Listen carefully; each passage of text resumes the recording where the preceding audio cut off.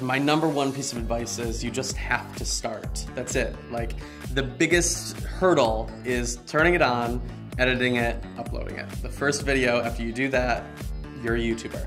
And it doesn't matter how many people watch, everybody starts at 0. I was on the main stage a couple days ago and I just looked out into the audience. I said, how many people here make videos? So many hands went up. 2 years ago, I went to VidCon. I was not a guest. I was waiting in lines, and I figure, you know what? If you work hard, if you really dedicate yourself to it, you could be up on the stage next year. I would tell other teens out there, if you wanted to start your own business or something, be inspired by other people, but also come up with your own ideas and how you want things to be you. Like, if you honestly really like video games, but you see like how well someone's doing with makeup, then do videos about video games because people are gonna relate to you.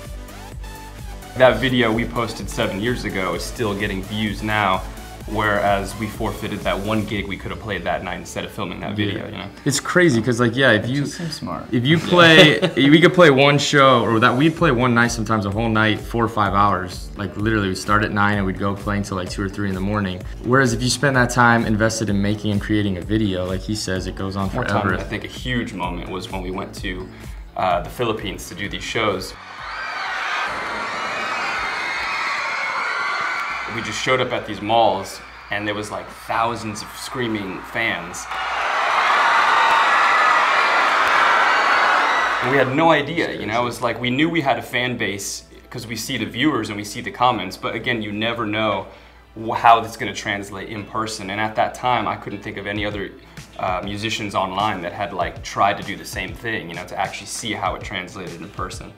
The advice I give to somebody if they want to start making videos is go out and create something that you want to create.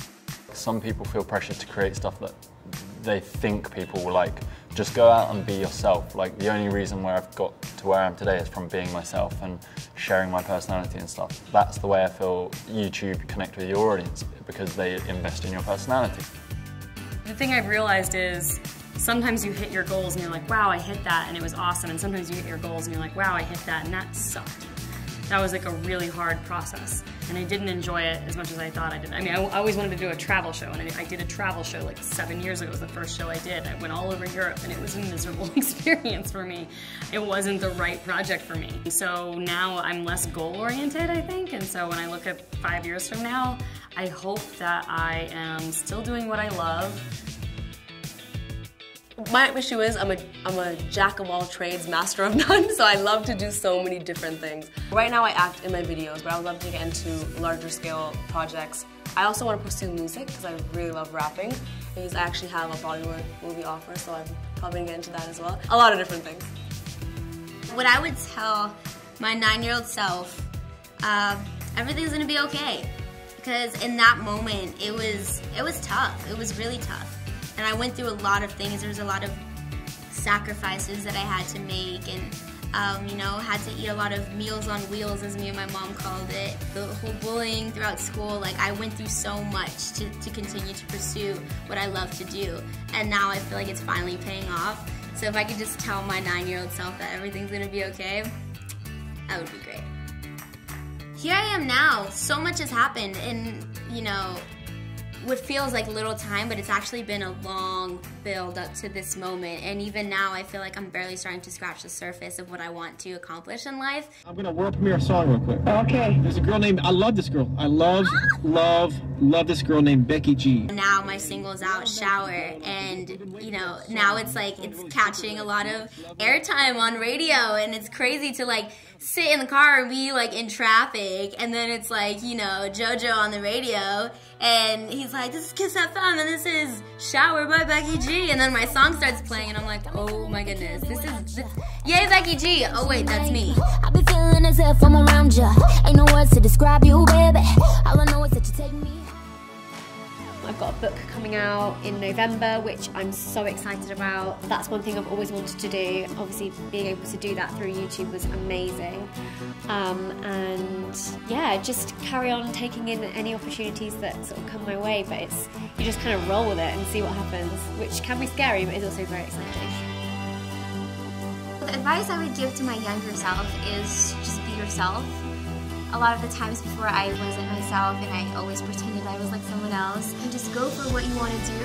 Don't think of other people, and if you want to do it, then do it. I've always liked the idea of coming out with my own collection, but I just didn't know what it was till BH Cosmetics contacted me and asked me if I wanted to make my own signature palette. To my younger self, I think I would really want to reiterate to myself to really be comfortable with myself. And I think that's funny because I've always had this crazy outgoing personality, but so much of that was kind of concealing the fact that I really was insecure. And like, I'll be the first to admit it, like I'm 21 and like I'm pretty sure, no, you're not gonna grow out of being insecure. I think that's something that you see these girls, all the makeup on and their hair done and they must feel so pretty all the time. Like, oh my gosh guys, no, like you're human like anybody else. And I wish when I was younger, I could tell myself that that was okay. There's always gonna be people who don't like what you've done. Yeah. But the majority are supportive.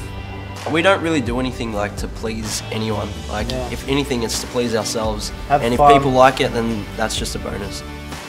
Not only do they have a sold-out world tour, a clothing line, and video game, but now they're going to be movie stars.